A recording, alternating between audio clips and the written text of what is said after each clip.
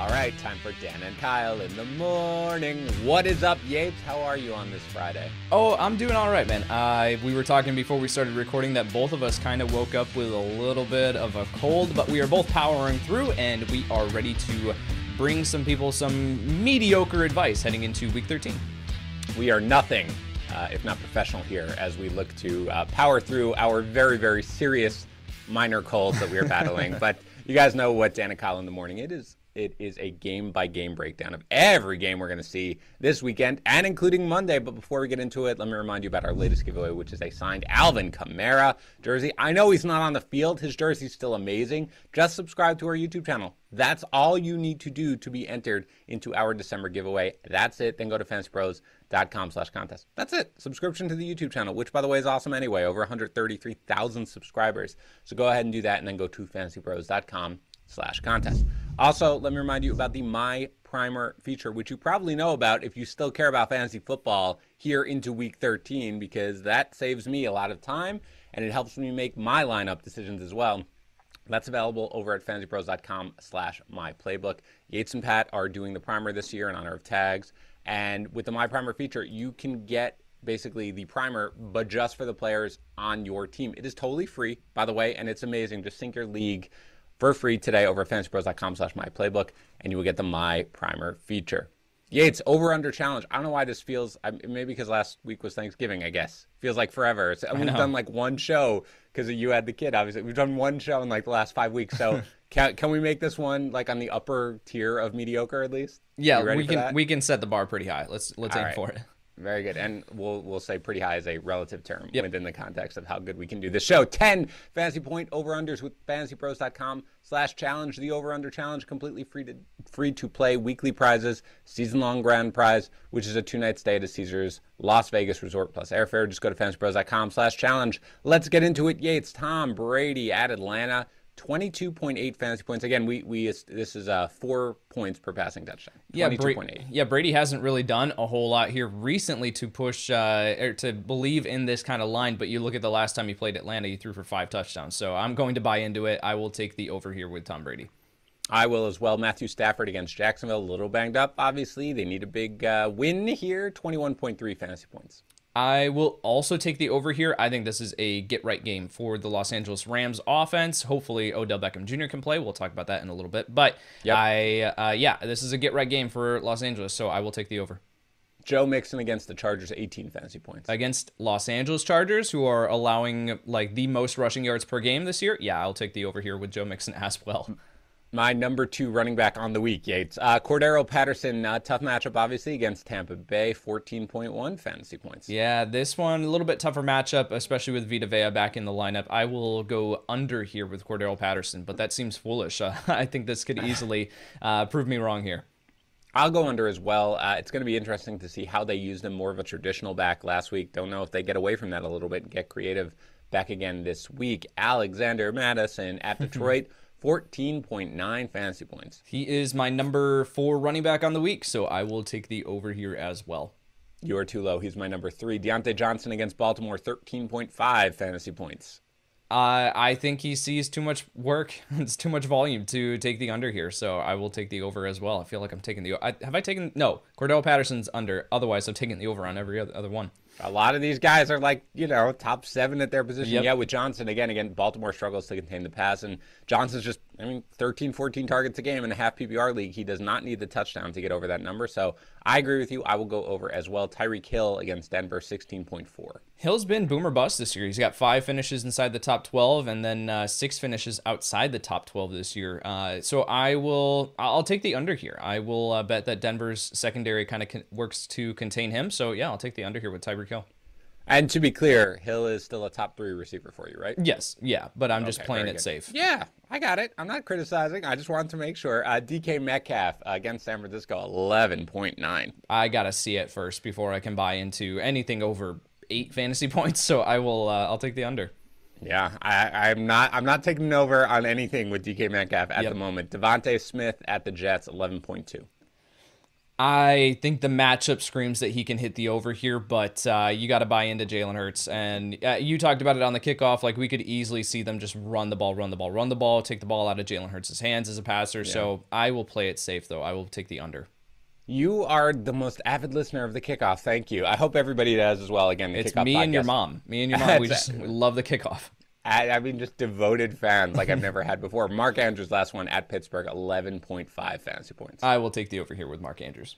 Yeah, you can't get away from them at this point. All right, Friday morning, as you guys know, since it's Dan and Kyle in the morning, that means we do not have access to the Friday practice reports. Perhaps something will break as we do this, as it often does. But before we get into this weekend's games, let us start with last night's game. The Cowboys 27, the Saints 17. Let's start with the running game for the Cowboys. That was kind of the biggest thing going on in that game. Very little going on, really, for either running back, except for the giant 58-yard touchdown run for Tony Pollard. Other than that, he gained 13 yards on his 6 other carries. Right. So it's not as if he was, I know everybody was like, we've got to turn it over to Pollard, but other than that run, which counts and was amazing, and he was super fast, like, it's not as if he was just destroying things, because Zeke, though, very pedestrian, 13 for 45 on the ground. That included a 10-yard run, his best run of the day at the very end of the game when they were just salting it away. So both had a couple of catches, no real yardage here. Yates, it was pretty obvious to anyone watching that game that Pollard was the better running back at this moment, but they just keep giving Zeke the ball, more snaps, more touches,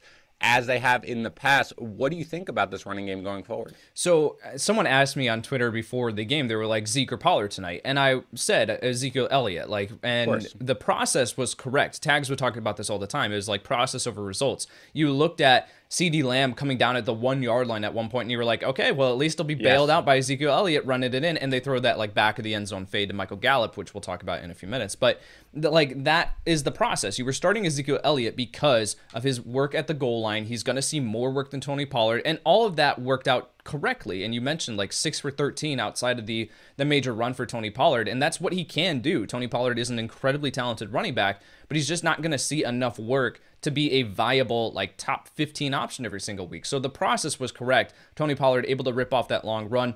This was a tough matchup, right? We talked about that going into this game. This was a very tough matchup for opposing running backs. We had some concern about what the output here we were going to see for these guys, but you got to continue to just start Ezekiel Elliott. You can't get away from him because of his work at the goal line. He didn't get that carry here this past week, but I know that he hasn't looked great on the ground, but he is dealing with an injury, but the volume is still there. So you bump him down rest of season rankings. You got to adjust expectations. We can't view him as a top 5 play, but in that top 12 to 15 territory, yeah, you're still starting Ezekiel Elliott every single week.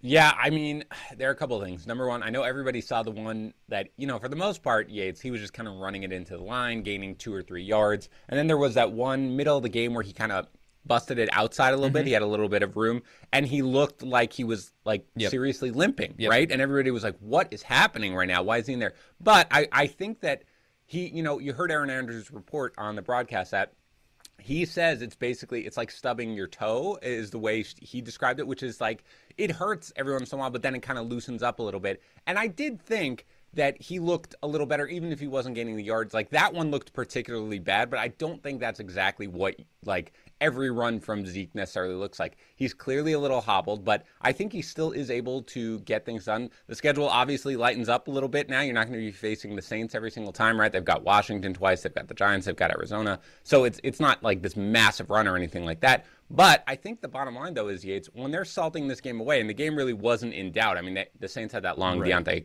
Harris touchdown. They're still using Zeke. That's crazy to me, but it shows that they are committed to just basically running him, regardless, and they're not concerned about this injury because they're continuing to throw him out there, even when everybody is like, dude, give him a break. The game is over. So that is what gives me confidence, going forward in Zeke, that he's still going to get it. That almost above everything, Yates, the fact that they continue to use him in garbage time, even when he's dealing with this, suggests that they're really not that concerned. You know what I mean? Yep. And it's one of the things with Antonio Gibson, we were talking about with the stress fracture and stuff like that, a little bit of rest would do him really good. But at the same time, he is just continuing to see enough volume where he's still a viable option. So I know there are people that are going to be completely panicking on Ezekiel Elliott. And it's just don't. He's still getting the touchdown. He's still getting the goal line work. It just didn't happen in this particular game in a very, very tough matchup. I do wish that they wouldn't just like give him full practices and leave him entirely off the injury report at this point, because I feel like that's a little misleading. Yeah, deceiving. Yeah. Yeah, it's obnoxious is what it is. In the passing game, Yates, Dak isn't great here, 238 with a touchdown and a really bad interception. CeeDee Lamb, all over the place, 13 targets, 7 catches, 89 yards. He has a 33-yard, quote, run. Michael Gallup does catch that beautiful 1-yard touchdown that stole our Zeke touchdown. But 9 targets, 5 catches, 36 yards. Of course, Amari Cooper did play in this game. We had the report right before the game that he was going to be limited. He was. He didn't play that many snaps. Still had 2 catches for 41 yards. So if you were forced into starting him, at least he didn't absolutely destroy you. Dalton Schultz caught all 5 of his targets for 43 yards. So I think we've all been trying to figure out, Yates, what does the Cowboys passing game look like when we've got everybody back there and healthy? And we didn't have that in this game. So I'm not sure whether or not you feel that we can draw any conclusions from this game. We really can't, as far as wanting to sift through the data and being able to ascertain what's going on here with this Dallas wide receiver core. We can't do that because Amari Cooper wasn't fully healthy. Michael Gallup played 64 snaps, CeeDee Lamb with 62, Amari Cooper with 24. This is data courtesy of PFF. And so I just don't think that we have that information to be able to look back on and say, like, this is what the situation is moving forward. We just don't have that just yet. Yeah, I agree. I want to know what it is, and unfortunately, we're pretty much out of time because we just have to start these guys. Well, right. So it is what it is. Start everybody and hope for the best. For the Saints, what a bizarre game for Taysom Hill, dude. Like, he throws for 264 and the 2 touchdowns. 70 of those yards and one of those touchdowns came on that very late sort of Deontay Harris just outrunning everybody in that. So his line looks a lot better than he played. He threw 4 interceptions, but he ran for 101 yards. It looked like that finger injury to me, Yates, because we've seen him throw the ball before. It looked like that finger injury that he sustained early in the game really kind of affected, the way the ball came out of his hand there. But let me ask you something. Didn't look great as a passer, but obviously ran a crazy amount in this game, wound up with 2 touchdowns. Does this give you faith that he can be a viable starter at quarterback going forward? I think you got to kind of view him like the same way that we do with like either Cam Newton or like Jalen Hurts, like to a lesser extent, right? Because Jalen Hurts has at least been putting up better numbers historically than this. But I think this is kind of what we expected out of Taysom Hill, was like, it's probably not going to be great as a passer, but he's going to get a ton of work on the ground as a runner, and he produced with it. It was funny, like that little stretch there where he came out of the half with only like 2 carries, right? And then they were like, we can't get a first down. Run Taysom Hill. Run Taysom Hill. Run Taysom Hill. Like, it was just repeatedly. They didn't even pretend. They didn't. No, even try it was just like, we're doing a running. QB draw here, guys. QB power, like, stop it, and they didn't. So yeah, I just think Taysom Hill, like, moving forward, like, he's going to see this type of work on the ground, and that's valuable for fantasy. But he's not going to be this top 10 play every single week. Like, he's in the streaming conversation. In great matchups, you'll be able to plug him in a little bit higher, but kind of in that QB 13 to 16 range every single week. Yeah, that's basically where I'd Cam, right? Like QB like 13 to 16. That's basically what he is, maybe better. They do get the Jets next week, so I'm sure I'll be starting him in that one. But yeah, I mean, the biggest thing was that foot healthy enough? It certainly was, because they finally started running him. So I do feel encouraged, even if the passing was a little bit of a disaster there with the 4 picks. Meanwhile, Mark Ingram was awful with Alvin Kamara out, just 10 for 28 on the ground. Ty Montgomery chipped in a little bit. Deontay Harris, we said, had that long touchdown catch. 4 catches, 96 yards on that 70-yard, again, touchdown catch and run. Lil Jordan Humphrey had an early touchdown catch, 2 for 49. Traquan Smith sees the 7 targets. He was kind of the guy we were like, oh, maybe. Let's see what this is, right? Maybe. Not. 2 catches, 15 yards. Marquez Callaway completely irrelevant and started rotating in. Yates, for the Saints, you can start Taysom Hill in the right matchup. You start whoever the running back is. Even if Ingram, I know this was a bad game, but obviously against the Jets, if Kamara's not back, you start whoever the running back is, and you ignore everybody else there, right? Completely. That's really, like, there's no predicting. You look at, like, typically on, like, stat sheets and box scores, like, you can look at, and the receiving breakdown, it's typically like 5-6 players for a normal team. Like, you look at the Saints every single week, though, and it's like 13 players show up as far as that received targets or showed up in the box score. So yeah, there's no predicting what's going to happen here week in and week out with the Saints wide receiver core. It's been the case all year long. Yeah, and again, if you are starting, anyone on the Saints next week, they do get the Jets. That's about as good as it gets. So, hold tight. Alvin Kamara, please come back, because I desperately need this you is in real. that The matchup. fact that they never put him on IR really is just kind of silly at this point. But yeah, let's hope he did return to practice again this week in a limited fashion. But come smash the Jets. Do your fantasy managers a solid. All right, Yates, let's fly. Colts at the Texans. I think you should start Jonathan Taylor. Yeah, You're heard okay of with him. that? I've heard of him. You're good before. with him. Yeah. You're good with him. Okay, I'm glad he wasn't in the over/under challenge because it would have been like 32 fantasy points over. How about Michael Pittman Jr.? Yates, you're obviously starting him, but how do you feel about him in a game that the Colts are favored heavily? When that happens, sometimes he doesn't get the targets. You're still starting him with confidence, right? Yeah, I think you have to, and he hasn't necessarily performed super well here for fantasy purposes recently, but the targets are still there. Like he's still seeing the involvement around the red zone. This is still someone that you want to start confidently. And especially, we talked about it on the Wednesday podcast, saying like, we know that the Colts are going to put up touchdowns here. We just don't know exactly where they're going to go. You give me the like betting line of where the touchdown's going to go. I'm probably going to say it's Jonathan Taylor, but there is still the possibility that Carson Wentz throws for 2 or 3 touchdowns in this one. And Michael Pittman Jr. has the best chance to be able to find those. So in this matchup up against Houston, you got to be starting him. I've got him at wide receiver 13 on the week. Yeah, I got him at 15. I'm still starting him as well. Again, I'm always higher on Michael Pittman Jr. I mean, that is our deal, dude. That's fine. If what I should do is just look where you have Michael Pittman, drop him about 7 spots, and that's basically where we'll be. What about Carson Wentz in this one? Again, he a great matchup. He could throw, as you said, for a ton of yards, several touchdowns, but he could also hand off to Jonathan Taylor all day. Where do you have him ranked? Absolutely. I've also got him at 13, but in the quarterback rankings. So he is someone that is in that streaming conversation. Once you get outside the top 12, it gets to Carson Wentz, Russell Wilson, Tua. I had Taysom Hill at QB 16 on the week. So it's like these guys that are streaming options, there is always the possibility that in these plus matchups, this is the danger of playing the streaming quarterback game, is that they could always go to the running backs. But in this situation, I do think that you have to be at least looking Carson Wentz's way. So I have a little bit more confidence in him than, even Russ. We talked about that on the Wednesday podcast as well. Like, I will play Carson Wentz over Russell Wilson this week. Yeah, that was the question, as will I. I'm ranked ahead of Russell Wilson. How about Joe Burrow, though, versus Carson Wentz? I have Burrow at 11. I have Wentz at 13. Okay, so we are right there, actually, with everything. Any interest in Jack Doyle after his big game last week, or just not high enough? I do have a lot of interest in Jack Doyle. I've actually got him at tight end 17 on the week. So he's going to show up as a sit on our YouTube channel at youtube.com/fantasypros. But just based on our cutoff, we cut that off at 15 there. So he is going to show up as a sit, but he is someone that falls into the streaming tight end category. Are you going to be playing Tyler Higbee, or are you going to be playing Jack Doyle, who is now seen plenty of targets over the past 3 weeks? I'm pulling up exactly how many. 17 targets over his last 3 games. And it's up against Houston. Like, they have just been gashed by opposing tight ends this year. So, yes, I will absolutely consider Jack Doyle. Anybody else in the Colts? No.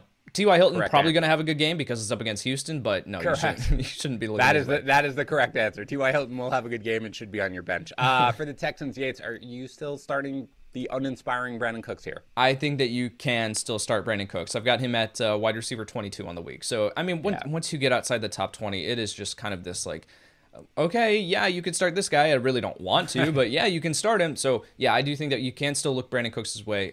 He hasn't gotten the targets here, or the volume over the past few weeks, but Tyrod Taylor has only thrown for 265 passing yards in the past 2 weeks combined. Favorable game scripts for Houston, at least relatively. So I think this one gets out of hand pretty quickly. They're going to have to throw to keep up. I think Brandin Cooks is a fine option. So far, we have almost everybody at the same exact spot. I also have Brandin Cooks at 22. Brandin Cooks or Darnell Mooney this week? I've got Mooney at 21, Cooks at 22.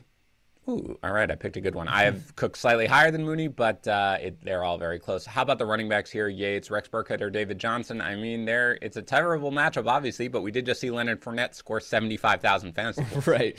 And Rex Burkhead and David Johnson are not Leonard Fournette, or the Tampa Bay Buccaneers offense. So, yeah, Burkhead at 34, David Johnson at 36 in my running back rankings. You can look their way, but, I mean, you're happy if you get 7 fantasy points.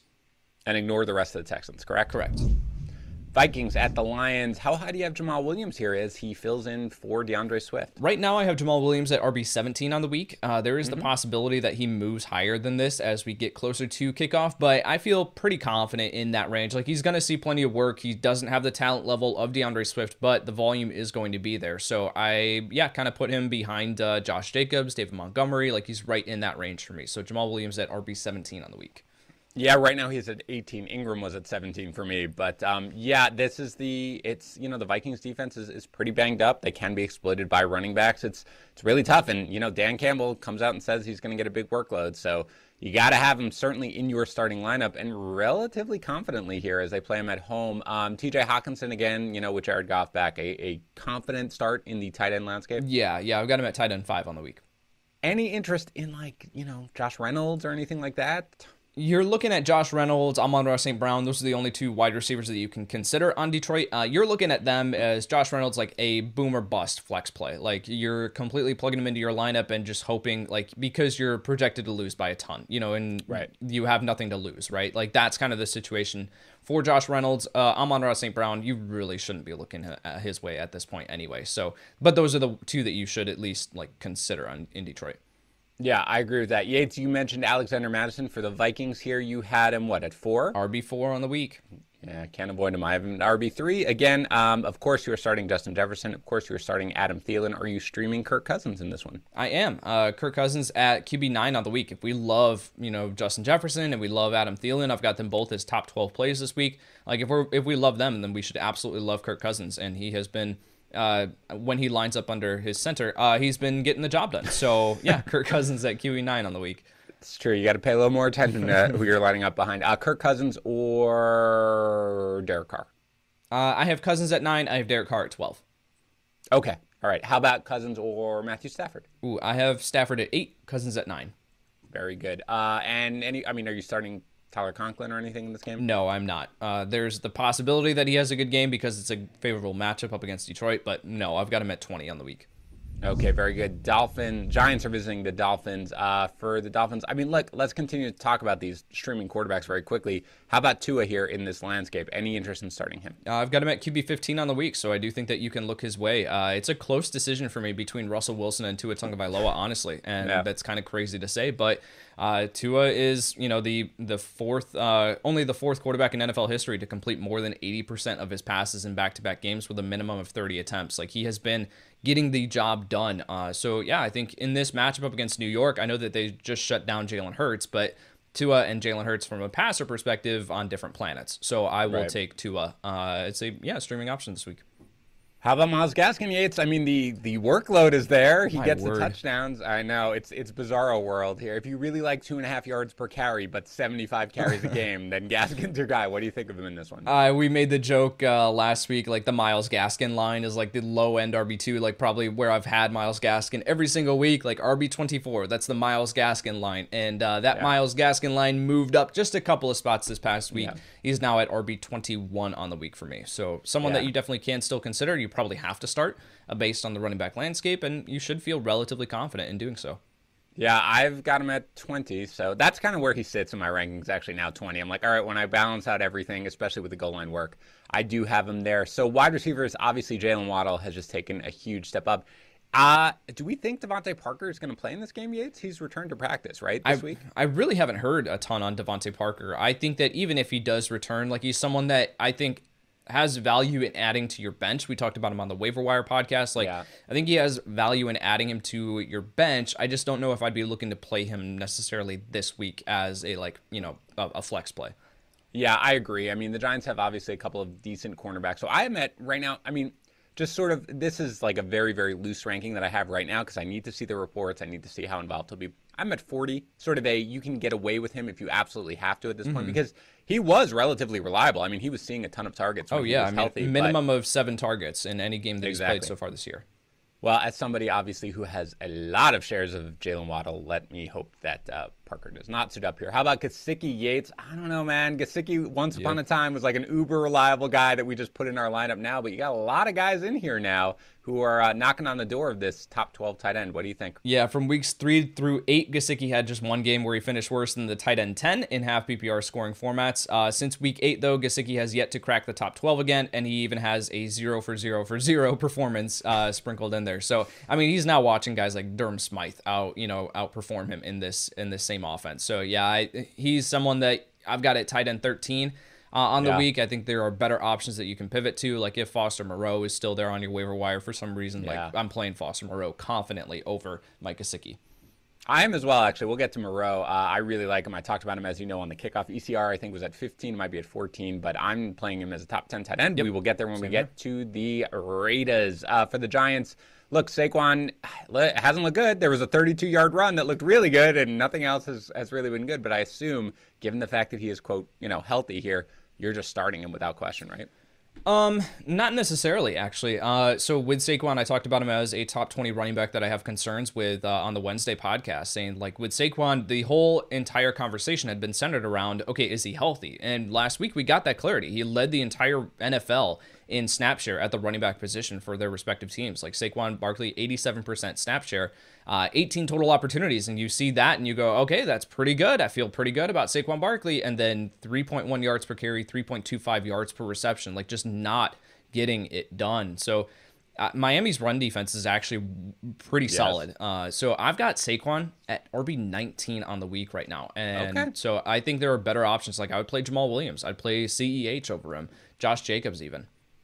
Okay. All right. But you are still starting him. Obviously, 19 is still a guy who, I mean, unless you're that, but but your points are valid. Yates, I completely understand. I'm a little more bullish on him. I get him. I think with the workload, with the fact that I maybe it's going to be Daniel Jones, Yates, considering it's like, okay, you're week to week and you're probably going to be out and then you're practicing all week. I don't know. Super weird. Yeah. They're going to rely on him and try to get him as involved as possible. And I'm just hoping sort of the volume outweighs everything else, a la Myles Gaskin here. But whether it's Mike Glennon, whether it is Daniel Jones, Kadarius Toney's not going to play in this game. Maybe Sterling Shepard plays in this game.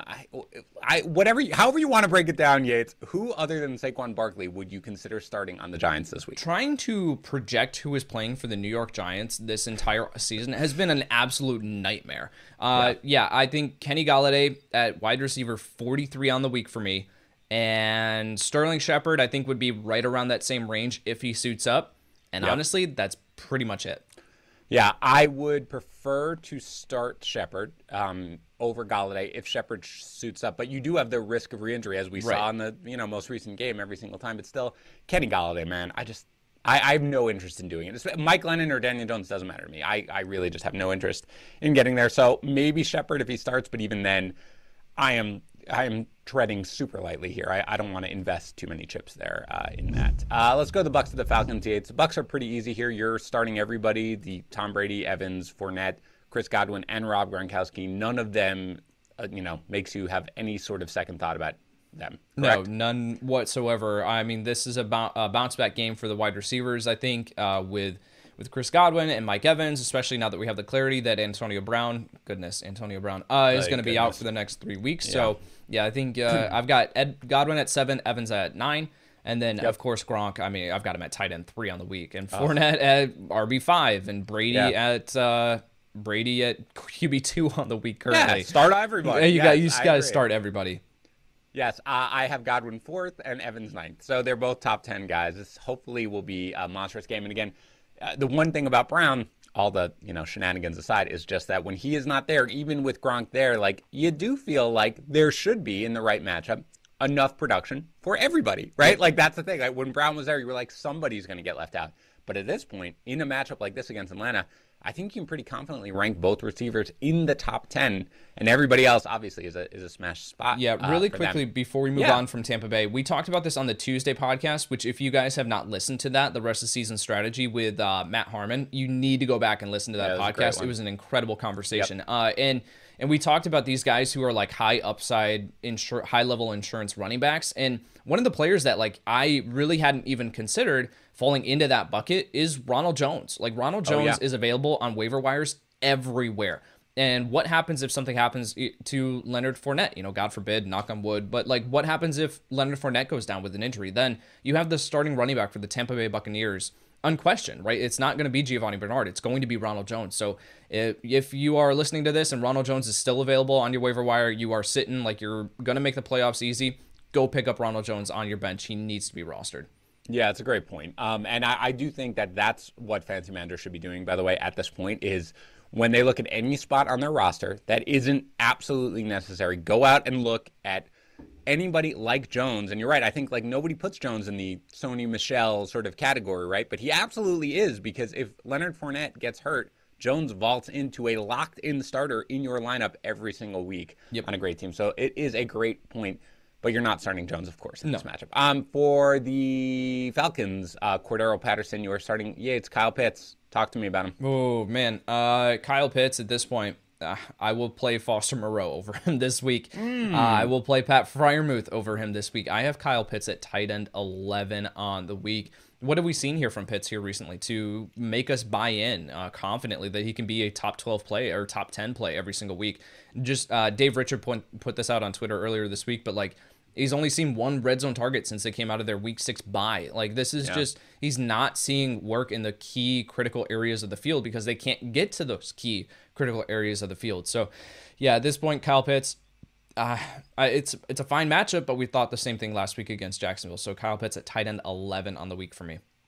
Yates, Russell Gage, 4 of his last 5 games have been, decent at the very least. The other game was, non-existent, but he's been involved. They're not going to be able to run the ball. They're going to need to throw the ball. Any interest in Russell Gage this week? Absolutely. I've got Russell Gage as a top 36 play this week. He's seen 15 targets over his last 2 weeks, and I think that we can confidently buy in this matchup. You look at Tampa Bay, we just talked about where we've got all those players ranked. That means that they're going to put up points. Atlanta's going to have to throw the ball. And we know that like the ball's at least going Kyle Pitts' way. He's not reeling in any of the targets, but Russell Gage is. And I think that there's enough volume here for Gage to be at least a high floor play. So we talked about him on the Waiver Wire podcast this week, saying that he, is worth picking up if you are in like win now territory where you just need to be able to have these players who are contributing. Here's the craziest thing, and something that I definitely did not think I would be saying at the beginning of the year, but I will play Russell Gage over Courtland Sutton this week.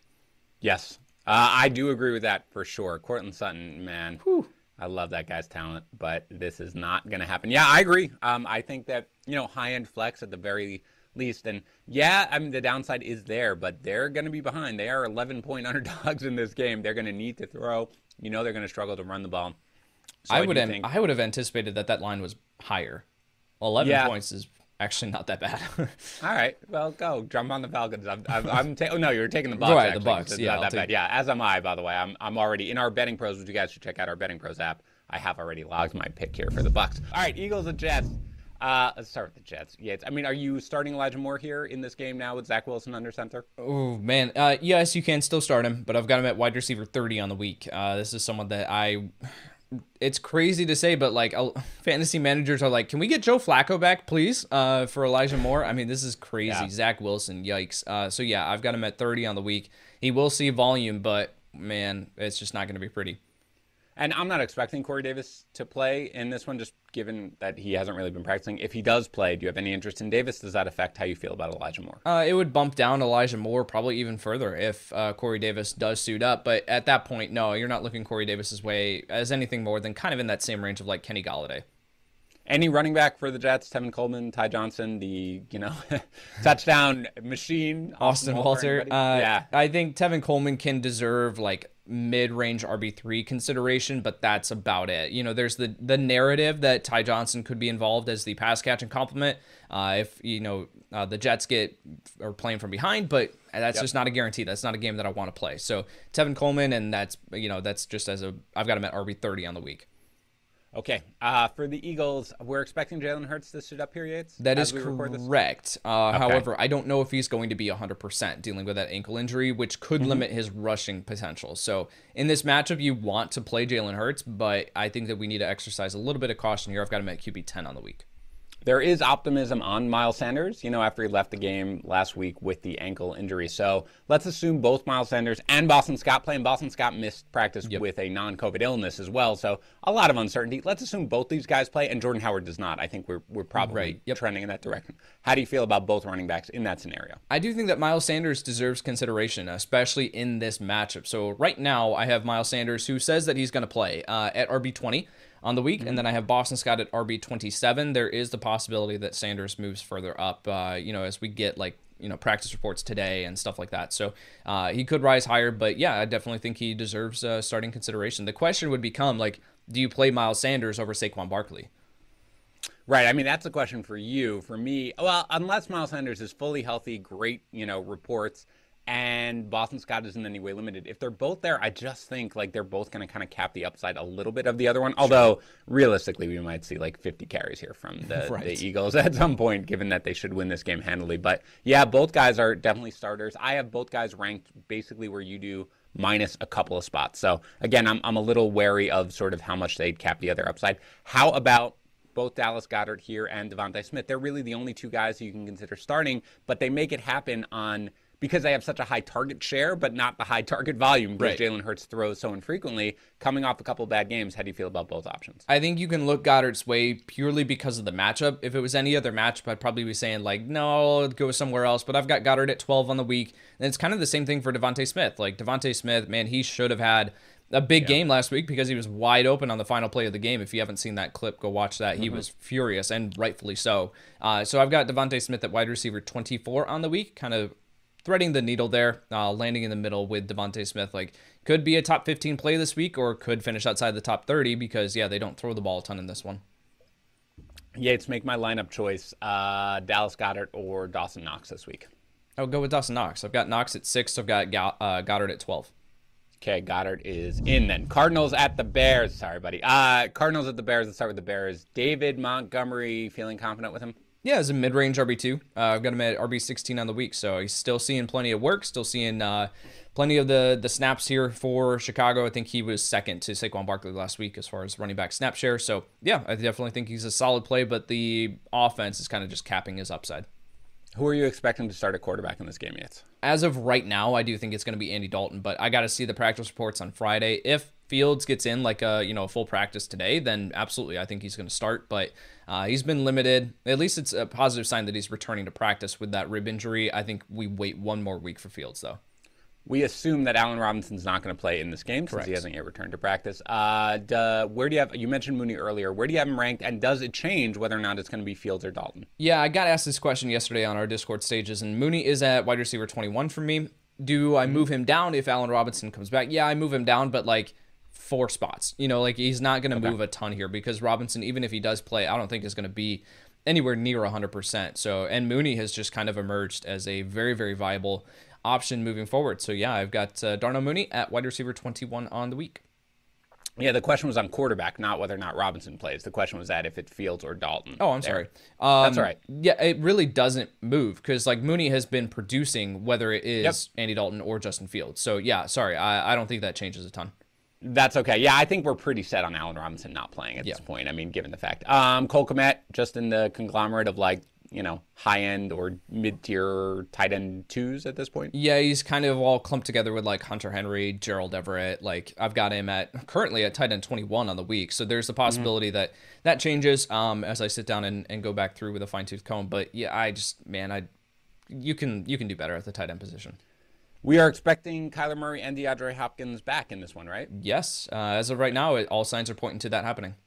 Well, how do you feel? Let's start with Murray here. I mean, because, again, he's still not fully practicing at this point. It's been however many weeks, since his ankle injury that we saw. So I imagine he's going to be a little limited as a runner, but where do you have him ranked this week? I have him at QB5 on the week, so I think that, he'll be a little bit limited as a runner, but that's still, I mean, he hasn't been running a ton anyway this season. Like he's been doing some scrambles here or there, but he hasn't been the type of runner that he was in 2020. So he's been getting it done with his arm, and I think that even if he is a little bit hobbled, I still think he's going to be fine. So I've got Kyler Murray at QB5 on the week. Right now I have him at 7. Again, when I do the sweep on Saturday night, I'm going to, try to make sure I dig into exactly how he looks and everything like that. He's still somebody who you're starting, of course. How about Hopkins, though, Yates? I feel like a little less confident in him than I do in Murray. Yeah, with Hopkins, I think he deserves to be, like, we got to be at least put this out there. Like, you're starting DeAndre Hopkins. Like, it's DeAndre Hopkins, right? But I do think that we can't put him immediately right back into this, like, top 10 territory at the wide receiver position. So for right now, he's at wide receiver 16 on the week for me. I do think that you can look his way. I don't know if he's going to be 100%. Again, want to see the practice reports here today. But Hopkins currently at wide receiver 16 for me. Yeah, I've got him at 21, so I'm fading him just a little bit right now. Again, I want to see exactly what everybody says about him, but yeah, he'll be in my starting lineup if I rostered him anywhere, which I don't. But if I did, he would be in my starting lineup as sort of a low-end wide receiver 2 for now. How about Christian Kirk or even A.J. Green if you're desperate? I like Christian Kirk this week. I talked about him as my start of the week at wide receiver. So I've got Kirk at 31. The Chicago is allowing the 5th most fantasy points to opposing wide receivers this year. Yep. And he has an individual matchup up against Xavier Crawford this week, which is pretty favorable. So, yeah, I think Christian Kirk, especially if we are expecting DeAndre Hopkins to not be 100%, I think Kirk is a solid play. Is kind of a high floor, especially with Kyler Murray back. I know he disappointed with Colt McCoy the last week before the bye, so fantasy managers aren't necessarily considering Kirk as like this high, or like viewing him the right way. But with Kyler Murray back, Kirk was incredibly consistent. So I'm plugging him into my starting lineup. With no Chase Edmonds, James Conner, top 10 running back? Yeah, I've got him at RB9 on the week. Yep, I agree. Let's continue our discussion and break our record for talking about the most tight ends ever. How about Zach Ertz on this one? I have him at 13, Yates. What about you? Yeah, I've got him at 14. The question becomes for me as I look at my rankings, like, am I going to play Mike Gesicki or Zach Ertz, or Dallas Goedert? Like, those are the players right in that range. Right. So Zach Ertz maybe over Mike Gesicki. I might make that change, but for right now, Gesicki's at 13, Ertz at 14. Yeah, I agree. I mean, again, as I said, just outside the starting range. You can get away with him, of course, but he's not somebody who I expect to have a monstrous game like we saw recently. Chargers at the Bengals. Let's go to the Bengals. Of course, we talked about Joe Mixon already. How about everybody basically, Yates, in the passing game? Burrow and I'll say 3 receivers, but I know Boyd is kind of on his own level. Yep. I guess start with Burrow, Yates. Is he in your top 12? He is. He's at QB 11 for me. Tougher matchup up against Los Angeles. We could see Joe Mixon just go wild again here, which limits the upside for Burrow. But I think you still got to start him, especially like once we get into Derek Carr, Carson Wentz, Russell Wilson, Tua. I'm starting Burrow confidently over them. And of course, like Chase has been relatively quiet, at least in the yardage department, for like 4 straight games, but I assume he's still a wide receiver 1 for you? He is, yeah. He's locked into that territory just because of his upside. Any given week, he can always break off that long play. So, yeah, Ja'Marr Chase currently a wide receiver 6 for me. T. Higgins finally had the big game that we've been waiting for, and I'm at 20, Yates. What about you? I've got him at 17, so right in that range. I've got him over DK Metcalf and Tyler Lockett, though. I think that he is a solid play. Again, the matchup isn't great. It's more favorable for the running backs, so we could see the game script play out that way, but Higgins at this point, just you lock him into your starting lineup. How about Tyler Boyd, Yates? No, he is someone who I never lock into my starting lineup. Tyler Boyd at wide receiver 44 on the week, just too inconsistent.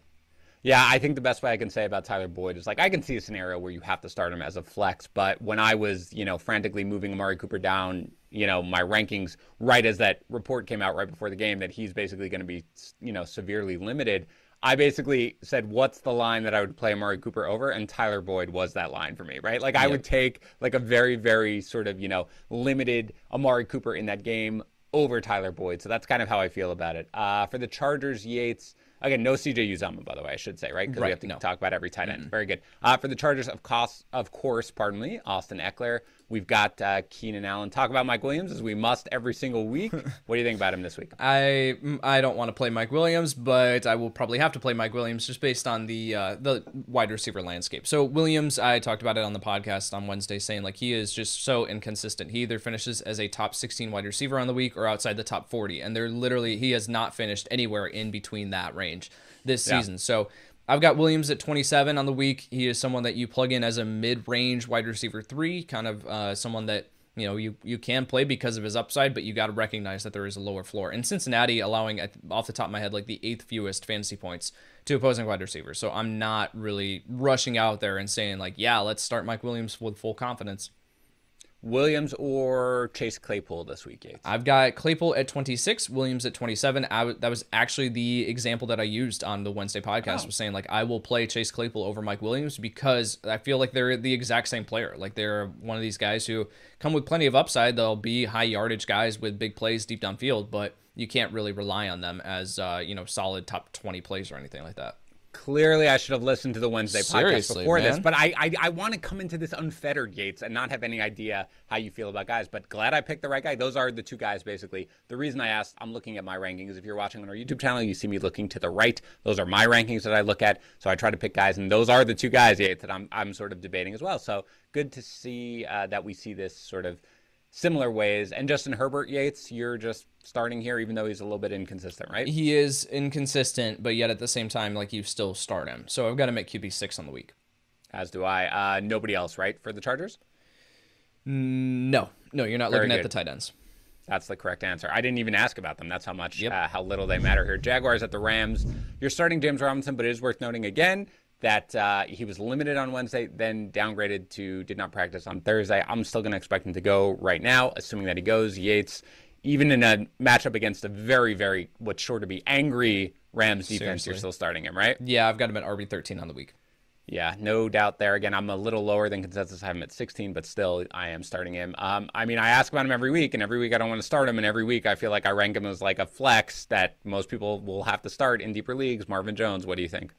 Marvin Jones, man. I've got him at wide receiver 40 on the week. Someone who you can start because once you get into this territory, you're like Cortland Sutton or Marvin Jones or Kendrick Bourne or Marvin Jones, Emmanuel Sanders, Tim Patrick, Kenny Golladay. Like, there really aren't that many great options here at the wide receiver position. So what's the upside, though? Like, what is the upside to playing really any of the guys in this range? And there really isn't much. So Marvin Jones, yes, you can start, but earlier on in the week, like, his ECR was still...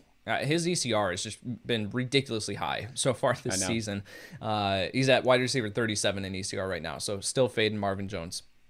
I'd like to be personally responsible for keeping Jones's ECR afloat for absolutely no reason. And no, as much as we want Laviska Shenault to happen, we're not ranking Laviska Shenault. Nope, okay, very good. All right, very good. For the Rams, start everybody. Let's go. I mean, you're starting Cooper Kupp. Where did you say you had Matthew Stafford ranked when I asked you about it? 8.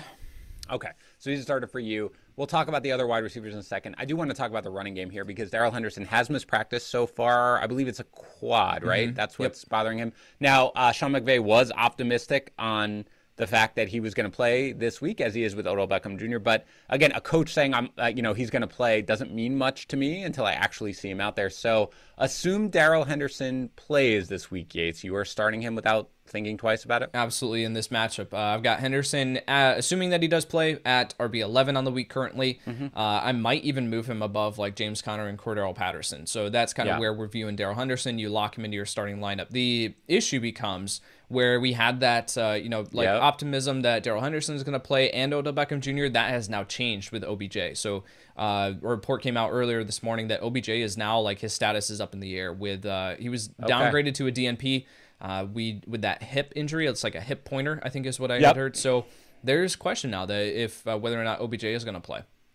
Okay. I did not see that. The last I'd seen is that McVay was optimistic that he would play, but that's good. By the way, I will say if Henderson is out, you are starting Sony Michel, no doubt, right? Yeah, I would move him a little bit further down than Henderson, probably, but I would still start him in that top 15 territory.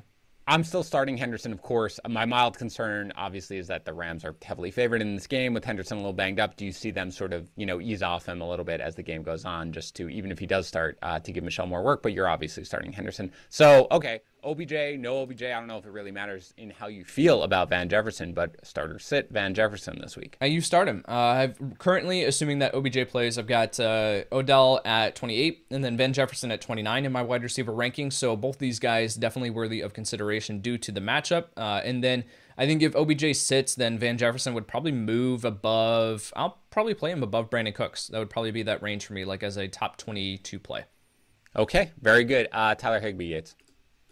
I mean, I wanted to just like bury Tyler Higbee this past week in my rankings, and then I got to it and was like, okay, but he's going up against Jacksonville. Like, there is a very good chance that he finds the end zone here in this one. But man, this offense has kind of fallen off here in recent weeks. I think this is a get right game. We talked about it. Like, they're going to be just so pissed off.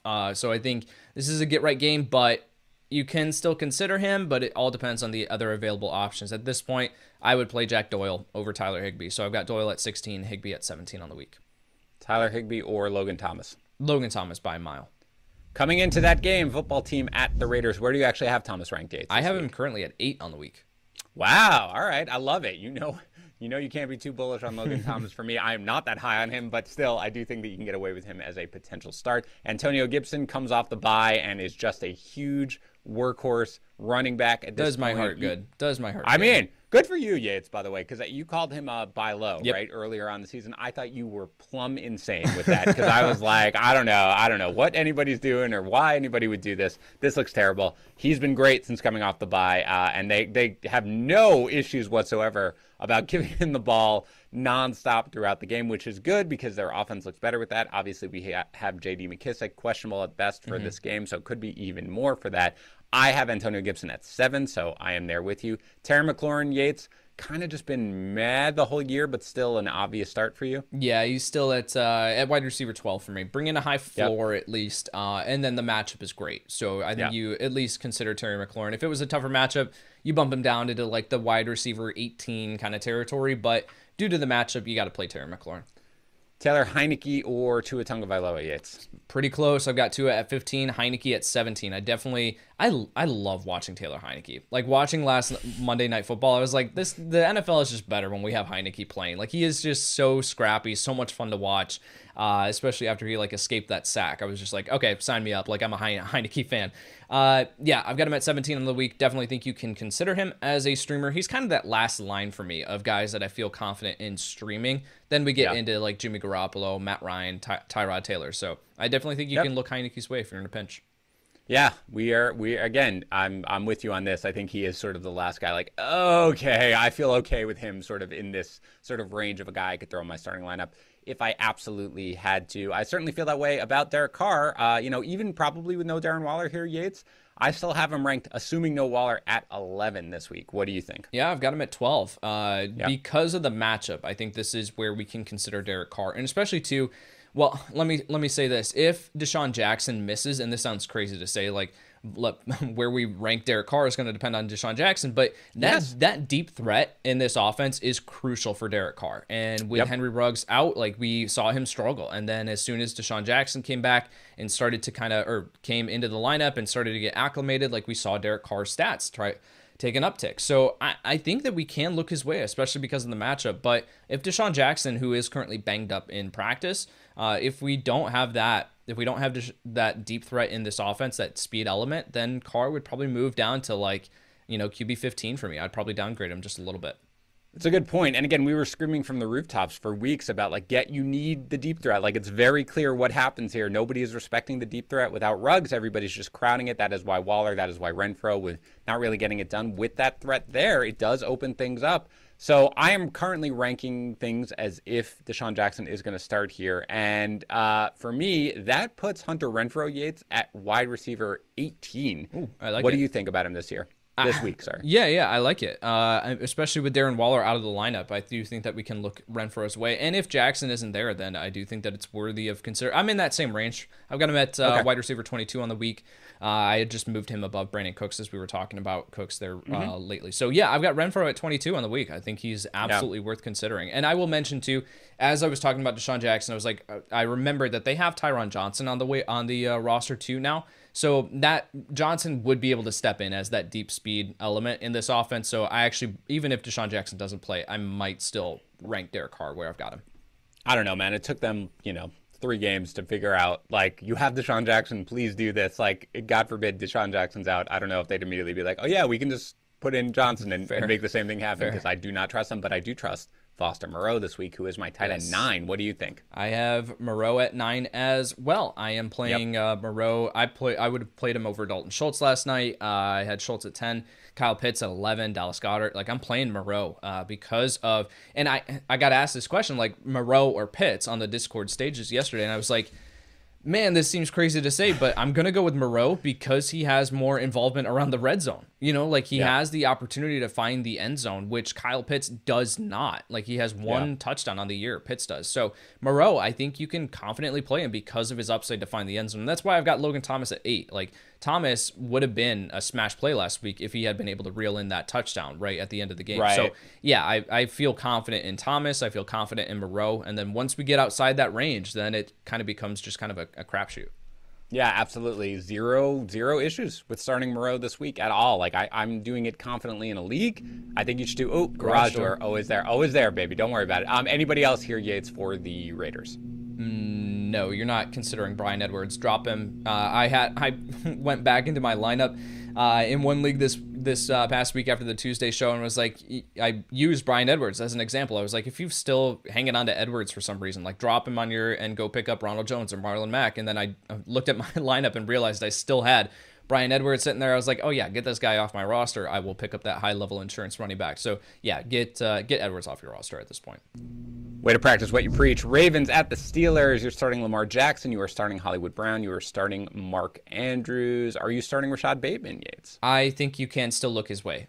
In this matchup up against Pittsburgh, Pittsburgh has just been destroyed by every position, really, lately. So, yeah, I've got Bateman at 34 on the week. One spot above Russell Gage. I will play Bateman over Cortland Sutton, Kendrick Bourne, Marvin Jones. That's kind of the range that I'm looking at.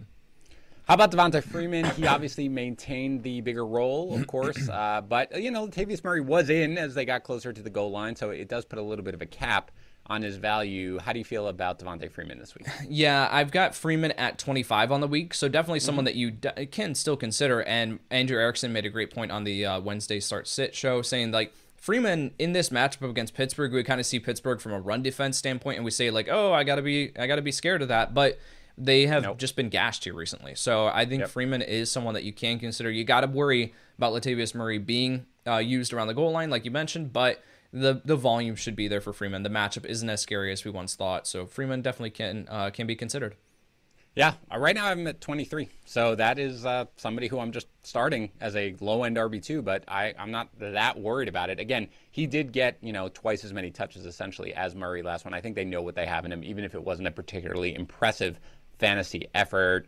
For the Steelers, you are, of course, starting Najee Harris. You are starting Deontay Johnson. And we said you're starting Chase Claypool right around that Mike Williams. Yes, wide receiver borderline. 26 for me. Yep. Right, high-end wide receiver 3. How about Pat Freiermuth? Obviously, dealing with the concussion, he is practicing in full, so I think we can assume he's going to be cleared. What do you think? Yeah, assuming that he's cleared, you fire up Freiermuth. I've got him at tight end 7 on the week, so he is someone that you confidently play just based on what we've seen from him so far this year. Just an incredible talent, and I was preaching this all throughout the offseason, was saying, like, we can't forget about Freiermuth just because there's Kyle Pitts in this class. Like, I thought Freiermuth should have gone in the first round of the NFL draft.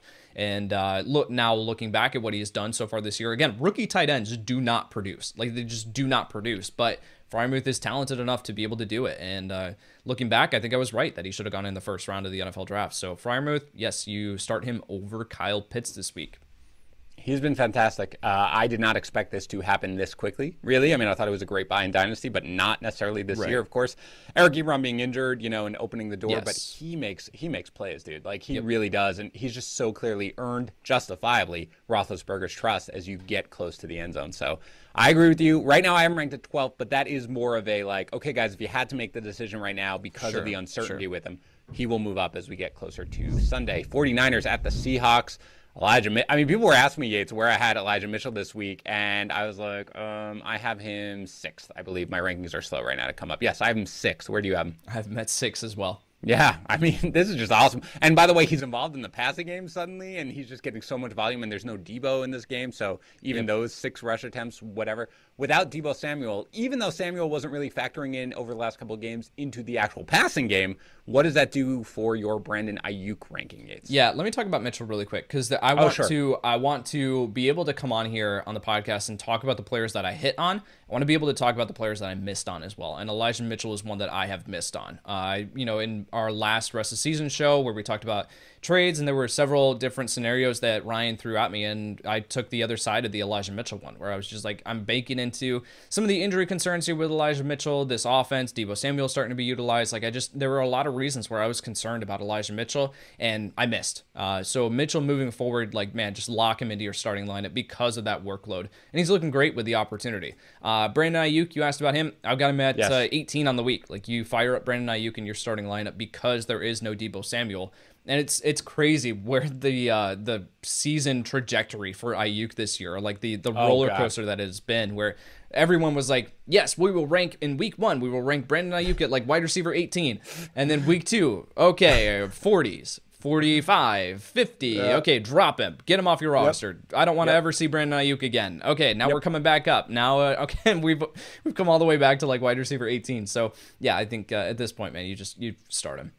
Yeah, and obviously George Kittle is an obvious start here. I'm at tight end 2. Hopefully, we joke about it, but sort of like part of the detriment right now to Kittle is that he's such an elite blocker that he just spends so much time blocking, and they run so often. But again, with one fewer option here, Yes. You start George Kittle. I'm not even debating that. I'm just saying where he is. Yeah, I agree with you. I have Ayuk right around there, and it's funny, Yates. I think that a couple of 49ers, Trey Sermon and Trey Lance are going to win the award for most wasted breath that we did in the draft. Thank season, you, Kyle man. Shanahan. Goodness gracious. Seriously, the worst. All right, Seahawks. That's where we do the Jean Ralphio gift there. All right, so Russell Wilson, Yates. I mean, we've sort of alluded to him, but where do you actually have him ranked this week? QB 14.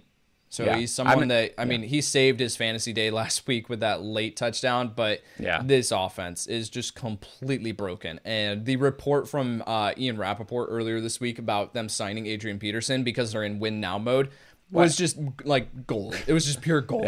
So Seattle's going nowhere fast. Russell Wilson, like, you still look his way because he's Russ, but I want to see it happen. Like, any of these games he could get right, but I want to see it happen before I start ranking him as a top 10 option again.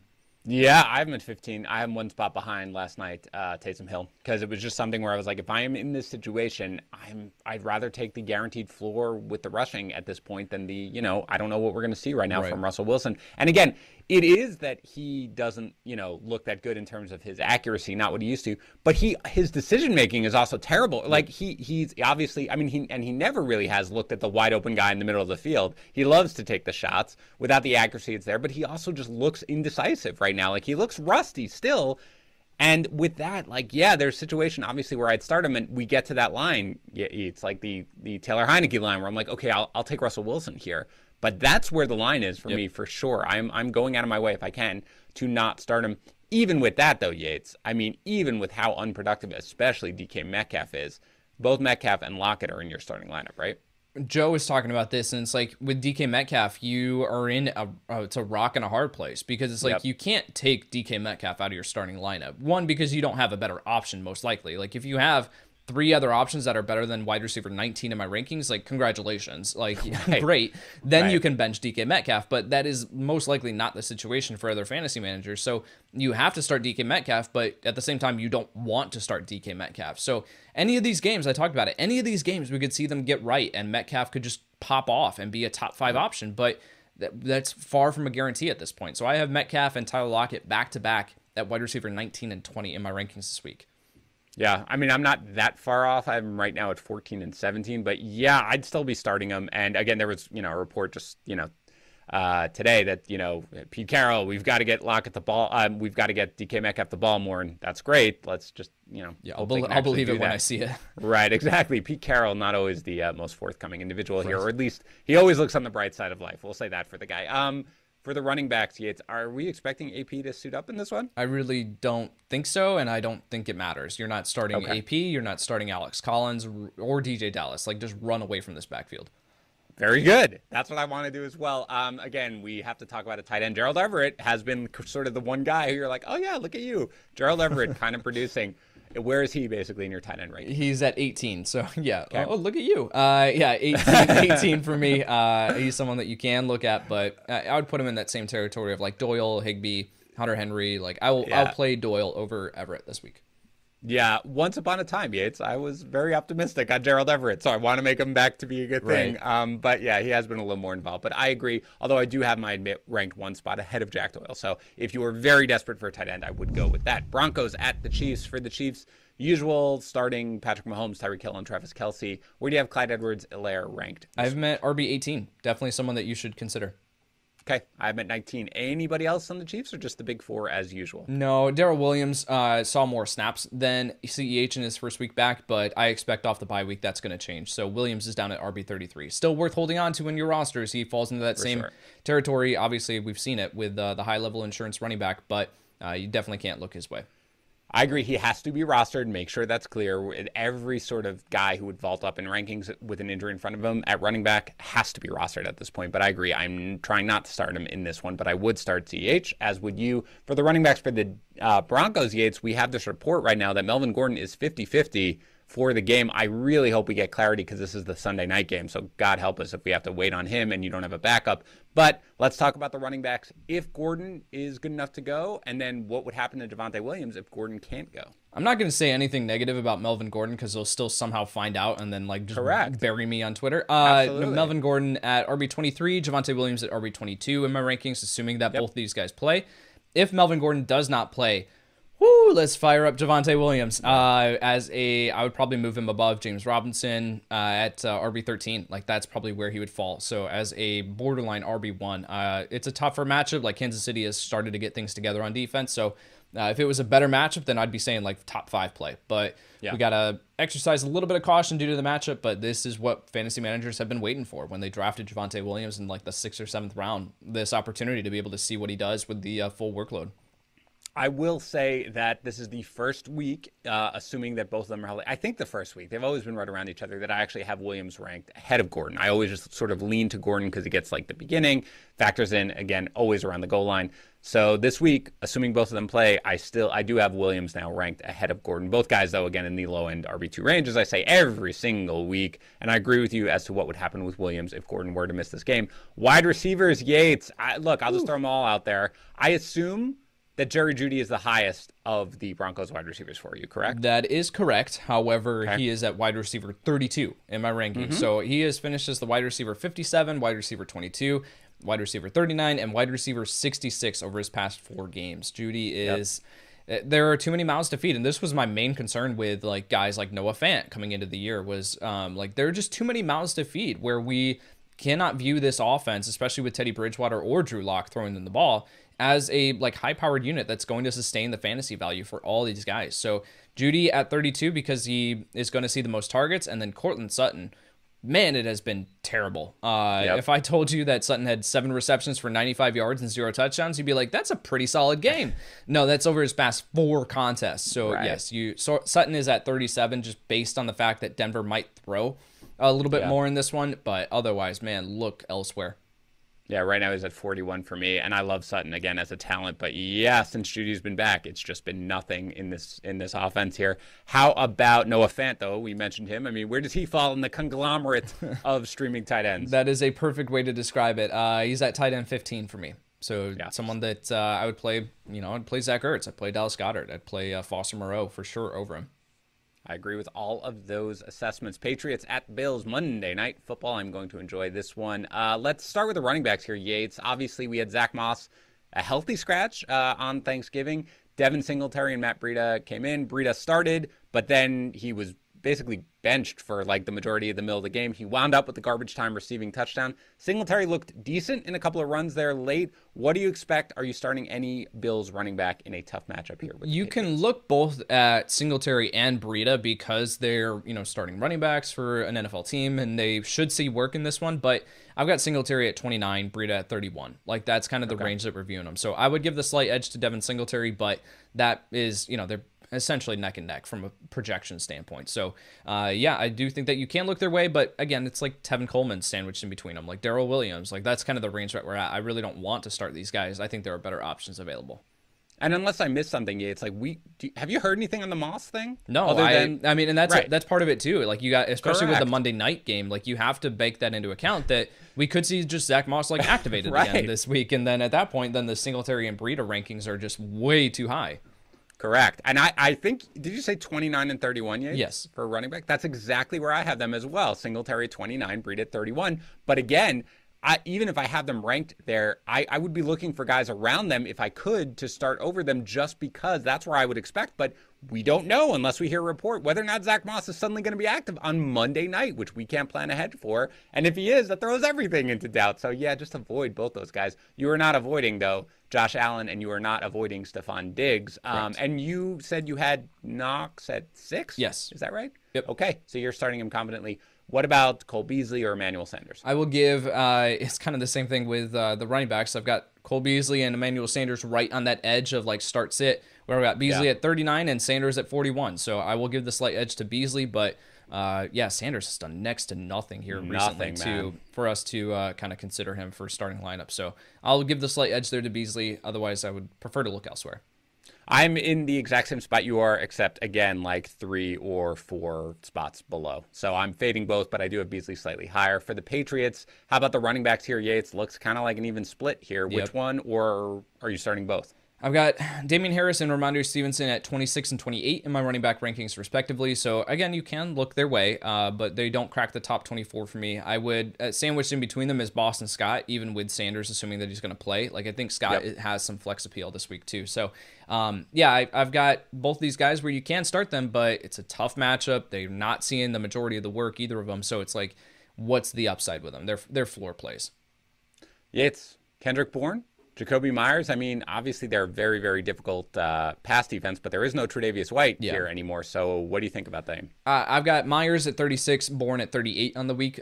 Bourne can find the end zone. He has a nose for it, obviously, and he made a great catch in the back of the end zone the past week. But the second touchdown was one where it never should have happened. Like, that defender It's just so weird.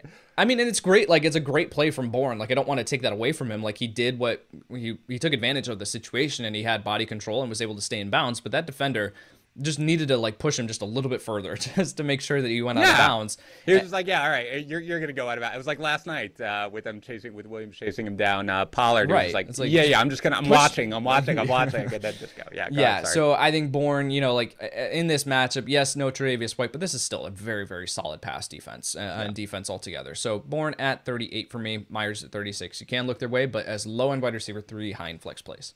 And because he needs, absolutely 100% needs a touchdown to be start worthy, are you starting Hunter Henry in this match? I am not. I have Hunter Henry outside my top 15. He is inside my top 20, though, so he falls right into that range.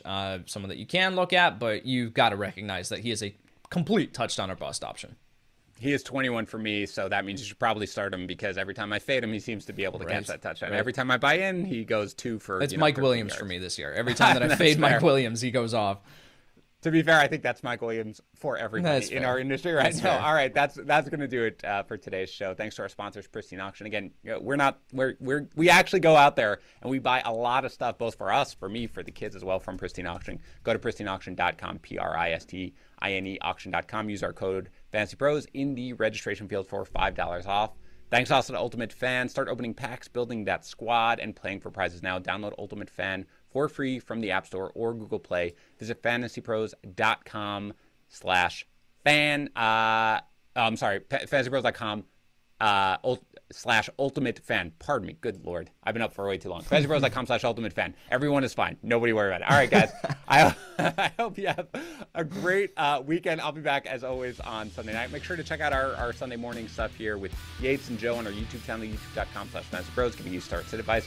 Come check out our Instagram live at 10 a.m. I do that, answering, 250 start sit questions. Come yell at me for not getting to your question. Get the over on that, man. Yeah, it's crazy. I love it. It's my favorite. Will definitely come on, so nobody worry about that. Anybody, enjoy your football, everybody. I'll talk to you again on Sunday.